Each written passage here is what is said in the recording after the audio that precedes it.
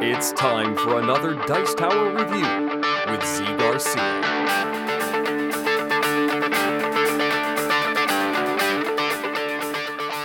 Hey everybody, Zee Garcia here. I am reviewing all of the games in the Pack of Games 2 series of games, 8 tiny little packages, each one resembling, of course, a pack of gum. And the one I'm looking at in this video is this one right here, RUM. RUM is a rummy style game, get it? With a pirate theme, and in it you are collecting bottles of rum, setting those aside, trading them in to collect victory points. Let me show you how this works. I'm also going to be ranking all the games against each other. So 1 through 8, but I thought it'd be interesting to rank all these 8 against the 8 from the original set, which I've already done reviews for, and within those videos ranked those as well. So I'm going to be telling you at the end of this review how I feel about it, where I think it lands among all the other games that come in these cute little tiny boxes. Here we go.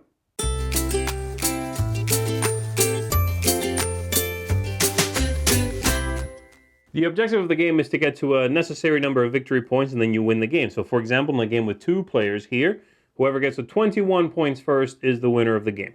To set up the game, we're going to shuffle all the cards, flip over 3, each player gets 1, and then we set these goal cards aside with the 1s facing up. On your turn, you are going to be doing one of 2 things. You are either going to be drawing a card with bottles. You can take one of these 3, or you can take one from the mess here. And as you can see, the bottle cards here have 1 bottle on one side, 2 bottles on the other side. I'll tell you why in just a second. Or the other option, instead of drawing a card, is you can play a set of bottles and acquire one of these, whether they are still in the middle of the table or in front of someone else. And the idea here is that the number is both the number of victory points and how big of a set you need to play in order to take that card. So at the beginning of the game, playing 2 yellow bottles, for example, I can take this card with 2 yellow bottles, I'll take it. I'll make sure the 2 is facing up. And it could be stolen, again, of course, by someone who plays more than 2 yellow bottles. Let's say my opponent later on plays 4 yellow bottles. They'll take it, and they'll make sure that the 4 is facing up. It even continues on the other side. All right? So I'll just set that there for now.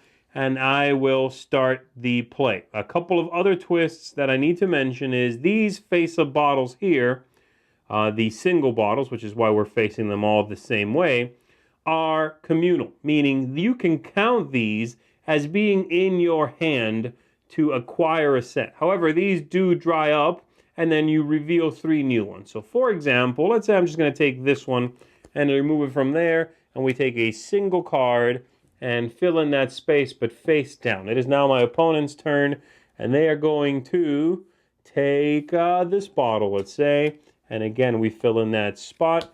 It's back to me, and I'm going to collect a set instead of drawing a card. I'm going to play these 2. I have 1 yellow bottle, a 2nd yellow bottle, and a 3rd yellow bottle, which will stay there, but it does count for me. So I play 3, I take that, I make sure the 3 is facing up, and from my point of view right now, this is up. And then these will be shuffled back in here. And I don't normally play with the messy deck here. I actually just shuffle a deck. But this is technically what the game says to do, so we'll do it. So that's it for me. That was the other option. You can draw, or you can do what I just did, which is play. Back to my opponent. They are going to take a look at what they've got here. They are going to draw this last card into their hand. We place another one there, and as soon as there are 3 face down, they are all immediately revealed. Like that.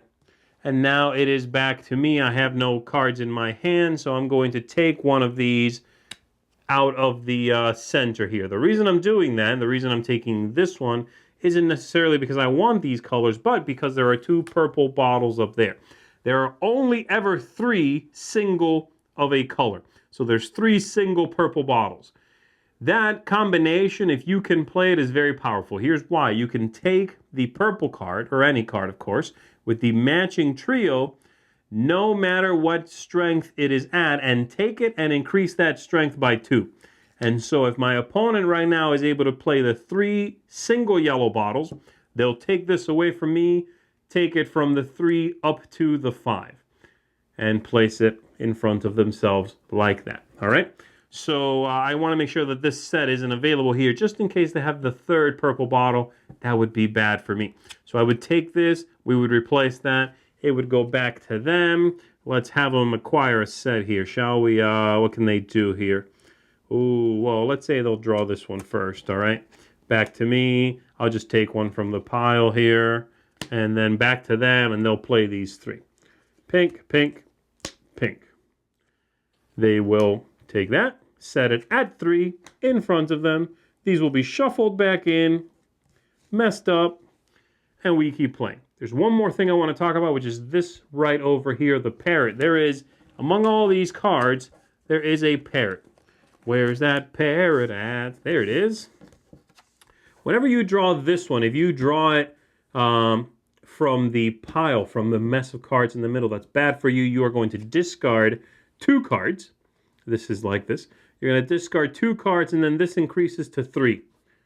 And this is just a timer. It's still 2 cards discarded, as evidenced by the little symbol there in the middle.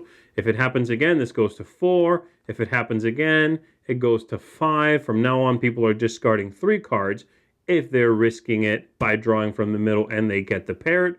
Eventually, this gets all the way up to 7, and then one more time, boom, game's over. This triggers the end of the game as well. The other option is the parrot shows up here when you flip over 3 new cards. And in that case, everyone has to discard 2 cards, or possibly 3. So you need to be careful about hoarding cards. It's a little bit of a, it deters you from drawing from the middle. Unless you want to push your luck, you really like these staying face up, or whatever the case may be. And it also might cut into your hand if you wait too long to make a move. That's basically the game. That should give you an idea of how everything operates. You're trying to get these, take them back from your opponent sometimes. Make sure you are pushing those numbers up as high as you can.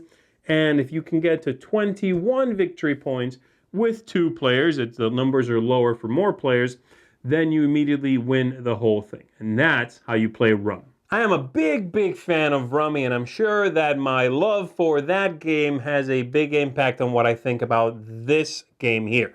My favorite game from the last set of Paco games was Lie, which was very much a Liar's Dice style game. And that was okay because it was such a portable version of a Liar's Dice card game. Now this one takes Rummy and sort of takes it in a different direction. I love the communal bottles. I like the idea of the parrot and pushing your luck. The whole thing really works very well. And that's why this one is my favorite in the new set of games. So this is my number 1 out of the 8 new ones. And it's my number 2 out of all 16 that have been published. This is only behind the original Lie. That was my favorite, is still my favorite. This is number 2, and I very much recommend it. It's original for what it gives you. It takes familiarity of Rummy and a couple of interesting twists, marries them together very well. It scales well. It's pretty quick. The only thing in this one I'm a little iffy about is the amount of shuffling that's in it, because I don't like to make that scatter of cards. As you saw, I actually take the little deck and shuffle it. And so this is the one game in the series that I almost wish I could get as a regular deck of cards, because I think I would play it tons more if the cards were a little bit bigger. I think it's a very good game. It's worthy of a bigger version all by itself. But I know that's not the spirit of the line, and this does work very well. You know, it's particularly colorful, interesting, cute, really fun little game. So I very much recommend it. As I said, number 1 in the entire series. This one gets a seal of excellence from me, so definitely look into it. That's RUM. Thanks so much for watching the Dice Tower videos. Find more great videos and reviews, as well as our top-rated audio podcast at Dicetower.com. You can also find other great shows at DicetowerNetwork.com. I'm Eric Summerer, and you've been watching The Dice Tower. The Dice Tower is sponsored by Cool Stuff Inc., where you can find great games for great prices. Cool stuff in stock. Check them out at CoolStuffInc.com.